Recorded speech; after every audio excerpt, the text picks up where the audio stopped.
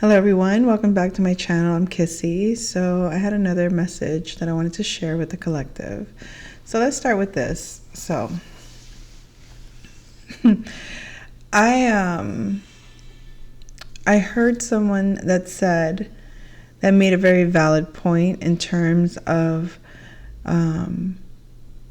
sharing the perspective as how the collective is being looked at when it comes to the connections that you are establishing now from a higher standard.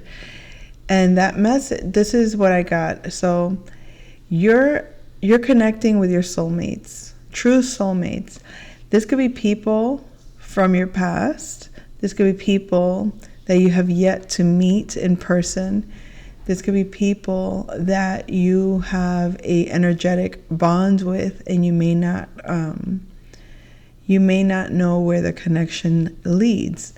The thing is that these individuals, some are like yourself, causing or stirring up awakenings in others. And those that are being, those individuals that you are interacting with, that you are giving energy to, that you are uplifting, that you are creating kind of like a wake up in themselves, is affecting the people that surround them. It's waking up the agents, so to speak. So this message is to the listener that might be getting some backlash from your own waking up. Because I tend to read and I like to do my reading from the first person perspective, meaning it's what you're experiencing, okay? This is your story. And sometimes I forget that it's important as well to notice how you, in your story, are affecting those that are surrounding you, or those that you are affecting, and how those connections can affect those that you are affecting. In other words, you might ignite the flame for somebody, but you might just keep it moving like it has nothing to do with you, not realizing that you might leave a trail of individuals that might feel or might be unprepared, perhaps even how you at some point were unprepared to deal with the uncertainty of certain things falling apart, the uncertainty of certain things being revealed to you, like that, the shock. It's like needing a, I guess you could say like a doula, when having a birthing ceremony, having someone talk you through the experience, somebody walk you through. Like not everybody has had that and has had to learn it in their own unique way, but maybe the lesson that you teach should come with a warning sign or a little caveat that says you may experience opposition to your awareness of this situation, because it's not so much that you see something they don't see necessarily, like as if they don't see something that you may not see. It's that you're giving them a perspective that they haven't looked at or experienced yet, where they may have a perspective as to what you're doing and you're not noticing what's happening around you. So those two perspectives, kind of like being able to see those two perspectives, being in the story yourself, but also observing the story from the outside, kind of like shifting back and forth between experiencing your life as an audience member, being able to see the full picture, and then experiencing your life as the main actor and kind of like just flowing with whatever the character is to play, and act out the scenes, as they come, improvise, so to speak, with life. So there is a King of Wands that's in reverse at this time. This could be a Leo, Sagittarius, or Aries, masculine energy that is observing. They're observing the possibility of happiness. Okay, they're in the reverse and they're looking at the sun energy. They could be reminiscing when things were more innocent. They could be feeling like, gosh, when things were, when I was at the height of my glory, when I felt my happiest, when I felt at my best, when I felt the most loved, or when I felt the most safe. Because this is childlike innocence. This is feeling super, just being with nothing to be concerned about, just being in pure joy, pure bliss. And this King of Wands is observing this, kind of like with sinister energy, kind of like, it's hard to see the happiness when you're not in the vibe of happiness. It's when it feels like it's far removed from you. And I feel like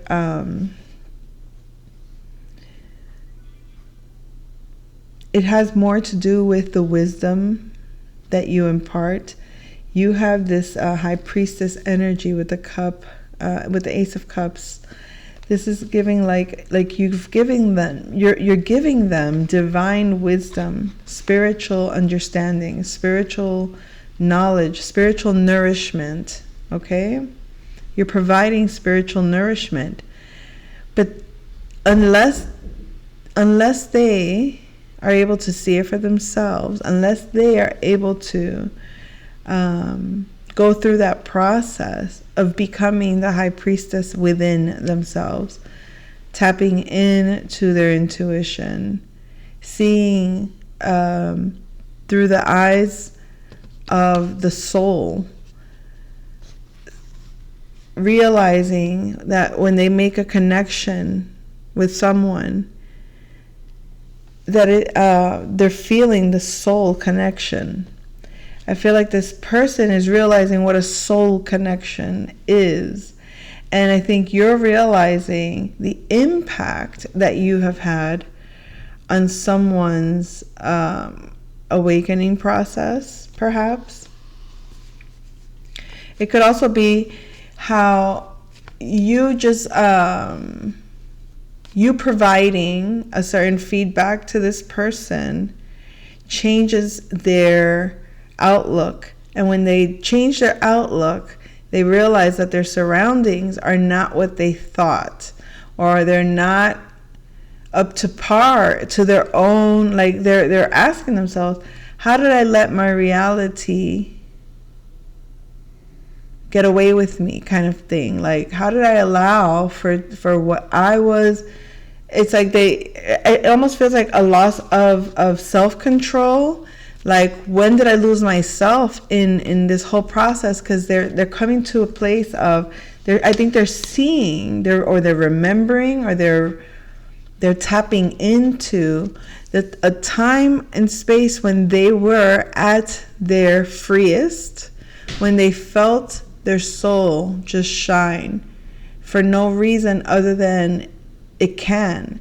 And they're wondering now, like, where did that feeling go? How did I get so out of touch with that source in myself? How did I become so dependent on this high priestess energy?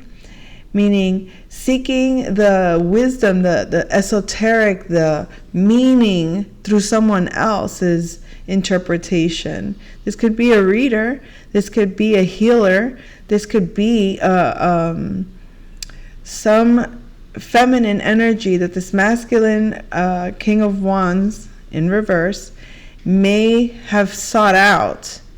Someone that they think could provide the nourishment that they need, when it's like not realizing This is a source that you can come to when you get lost.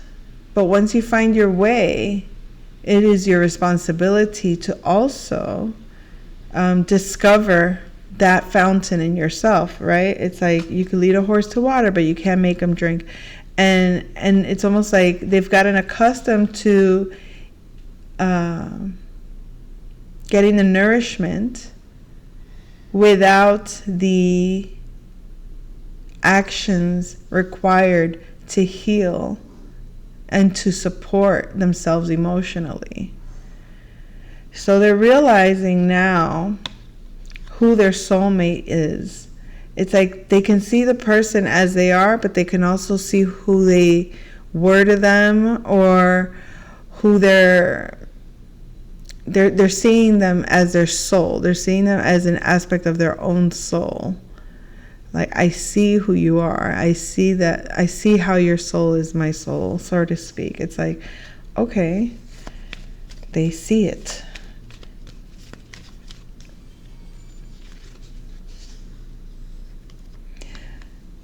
I feel like this person is very committed. They're committed to, they're committed to withholding, speaking things that no longer serve them.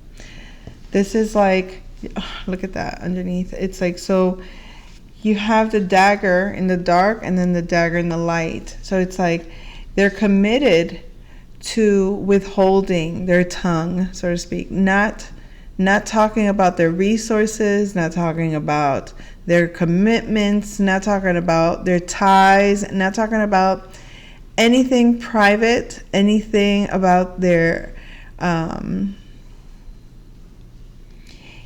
even things of what they consider taboo. It could even be matters of their own healing could be taboo to explain to others. So it's like they're keeping a tight, like a tight lip about it. They don't want they're keeping something very much, it's like they want to tie up all the loose ends, but then it's like they want their word to come out clean. They want that what they say means something. Could be this Leo, okay? This King of Wands could be a Leo. Doesn't have to be a masculine, but it's a Leo energy in reverse. And now this could also be someone that was very prideful. It doesn't need to be a Leo per se, but it could just be someone in your life. It could be, I'm getting a masculine energy that was acting out of negative emotions, or they weren't willing to let go of their pride to really take a look at deeper feelings. They didn't want to do the work of exploring deeper emotions. They have a lot. They've held on to a lot of old memories. They've held on to a lot of things that have been kept hidden, whether it's from them or whether they're hiding. It's like they want to keep certain memories locked up. They don't want to explode. They don't want to erupt. They don't want to blow up on someone. They don't want to act out of character. I don't want to say out of character. I think they know that is very easily something that they could act out of, but it's something that they no longer have value for. So it's almost like redeeming themselves, wanting to do better, having higher values of how they act, of how they express themselves. They don't want to be known as a chaotic person. They don't want to have karmic relationships. They don't want to have soul ties that drain them emotionally, or that take away their life force energy, or that don't really communicate honestly with them, or having like sibling rivalries, always some kind of like back and forth, or some kind of gossip, or some kind of like debate over belief systems, philosophies, and whatever. It's like they don't care about the status anymore. They don't care about who they think they're supposed to be, who people think they're supposed to be. They just want to be in balance. They want to be in balance in their partnership. They want to be in balance with themselves. They want to be in balance with their life. I would say that more than anything, this is focusing more on a relationship with, it could be with a Libra, or we have Capricorn energy right behind it, okay? We also have Sagittarius. So if it's not with individuals, this could be, they're really considering their partnerships, whether, like I said, with themselves or with someone else, in a personal relationship. But they're even thinking like the relationships outside of the home, something to do with like work relationships or even religious connections. Okay, they want to be comfortable at home. They want to be comfortable in they want to be able to express their heart how they want to. Okay, because this person feels like they can't really say what they want at the family table. Like they sit there and they can't really say what they want, or they feel oppressed in some way. But this is also someone that hasn't taken the time to be themselves or with themselves. They haven't really studied the art of letting go, the art of like surrendering, or even completing cycles. Like they don't do well with endings. They don't do well with, they have a very negative belief system when it comes to ending relationships. So it could be something to do with like a group think, like, everybody thinks the same way. Like, oh, you should, under no circumstances can you leave a partnership, or you'll go to hell and die if you leave, if you end your marriage. It could be those like really hardcore beliefs that are really like plaguing this person, plaguing their ability to function, even to do their day-to-day tasks.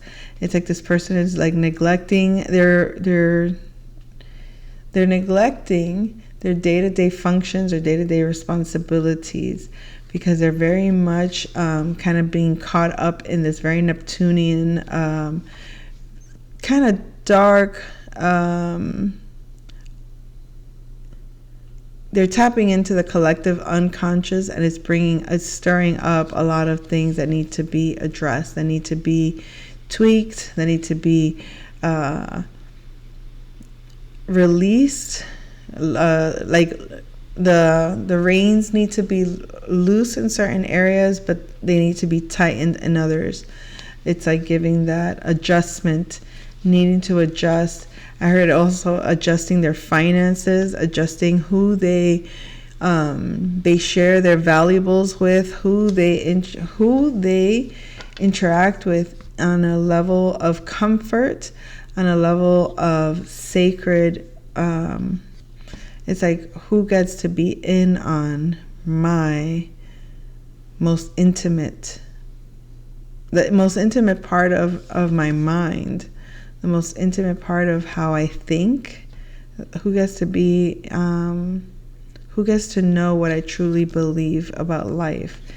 And this person is really contemplating the relationships that are out of balance. They're contemplating their dynamics with their mother or with a mother figure. So they're looking at what they didn't understand before, or what they didn't learn in regards to this mother energy. I think it's bringing up a lot of confusion when it comes to communicating, when it comes to expressing themselves, or maybe even talking with their siblings, or it could just be their closest friends or their neighbors. Like, this is a person that's having a challenging time communicating in their day-to-day. Maybe they don't want to communicate. Maybe they're very isolated. They're focused on themselves. I wonder if this is not even a matter that has to be fixed. It's not so much fixing, it's just a matter of flowing. And I think people misconstrue this person's desire, maybe perhaps to, or the fact that they are independent of a relationship in some way. there could be a lot of negative belief systems about that. And when I say independent, it could be a partnership that is just out of balance. It could be two people living together that are just not getting along right now. But it's almost like that energy is showing me more so that that this person is really like taking the time to notice all these different dynamics that they have, and it's affecting. What they're noticing is how the beliefs of the people that they're surrounded by are like triggered in some way by their even raising the eyebrow to this behavior or form of relating. Even this is giving like it's like being raised in a family that is really loud or listens, let's just to put it mildly, listens to music all the time, like kind of let's just say like a chaotic household. It's always loud, and the family, everybody's just like, how they talk is loud, how they interact is loud.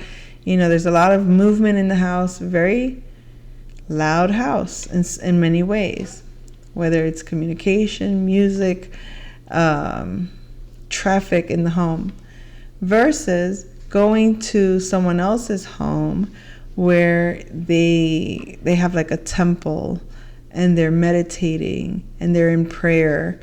It's going to give very, very different energies to acclimate to.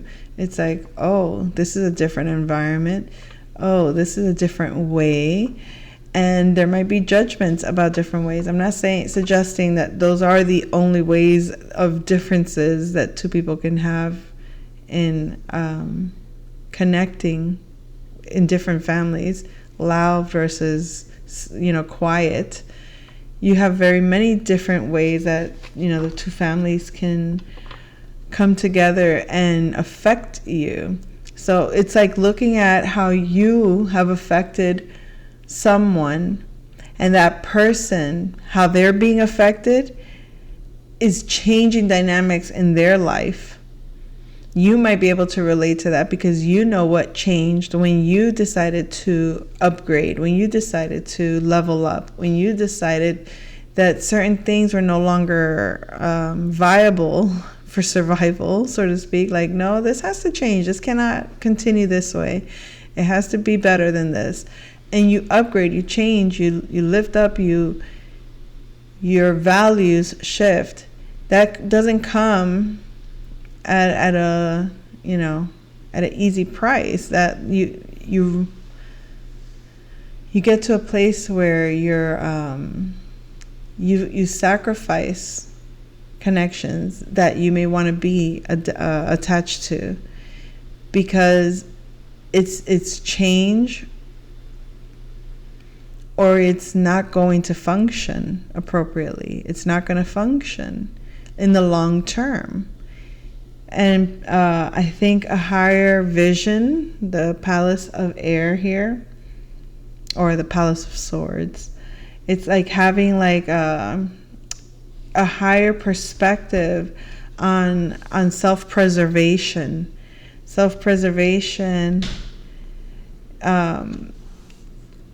comes with like a certain sense of stability and maturity and long-term vision and a very slow process of observation, trial and error, and sustainability. Something that you can say, okay, this, it's kind of giving me the Three Little Pigs story, like the house of straw, and then that fell apart. So it's like, then I'll huff and I'll puff and I'll blow your house down, the next house. Like, what stands the test of time when it comes to like, what can you depend on? What can you actually depend on? What is actually something that you can depend on, that you can live off of it? And maybe that sounds wrong, be sustained in. And I feel like things have to change. Otherwise, if they remain stagnant and things don't change, because even like Earth can, compared to the other elements, you can say it's like it could be like a stagnant, because you have like Capricorn, the mountain, steady rock that's not unmovable. You have the same, like the fixed with Taurus energy, and then with Virgo, that very meticulous perfection, almost like it could barely be touched or moved, so that it remains pristine and perfect. Those kind of qualities of Earth would make you think stagnancy in some way, compared to the moving water and the moving fire and air. This Earth, the word stagnant doesn't really go well with, it's not a positive energy for Earth.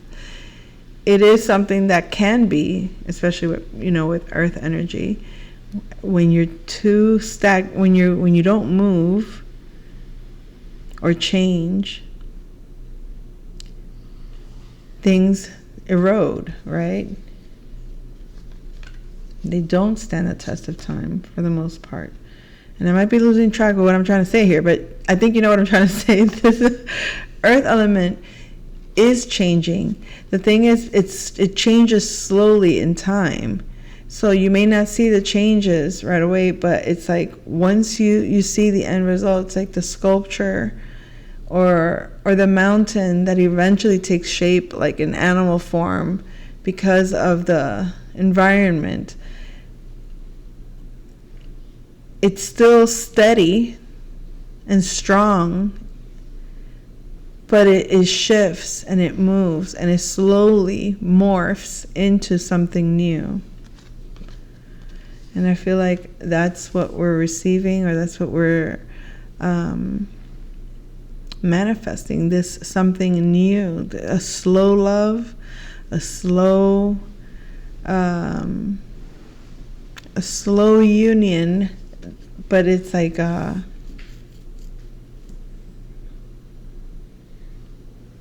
going slow in the process of understanding one another emotionally.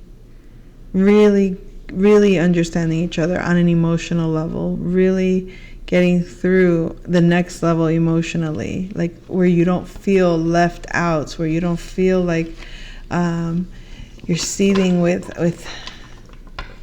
unresolved energies within. So to conclude, I feel like the energies of this fire masculine that was in reverse is contemplating a lot of the changes that they're experiencing right now, looking at the relationships that they have cultivated in the past, acknowledging how they left things unprocessed for the most part, a lot of unresolved, like being okay. There was another message earlier, and it was, it doesn't take much to provide a sincere apology or a sincere thank you. Genuine, it will go a long way. A sincere sorry or apology or thank you will actually go a long way. And I feel like that's where this masculine might be at this time, realizing it's not about giving up, it's not about surrendering and just saying it's over. It's actually having the courage to, and the willingness to make right something that possibly can't be fixed. Maybe it doesn't need to be fixed. But the act of rectifying, because it's almost like it's almost like saying, I don't want to fix something that I'm not going to benefit from, or I don't want to address something that's already too late for, or it's not going to be for me anyway. So it's like this, it's like an excuse to run away from the accountability or the responsibility of making something right, but realizing they can make something right simply by the gesture of doing the right thing without the expectation, and hopefully doing the right thing just for the sake of doing the right thing is strong enough or persistent enough for change to occur, positive change to occur, tangible correction or tangible results to manifest.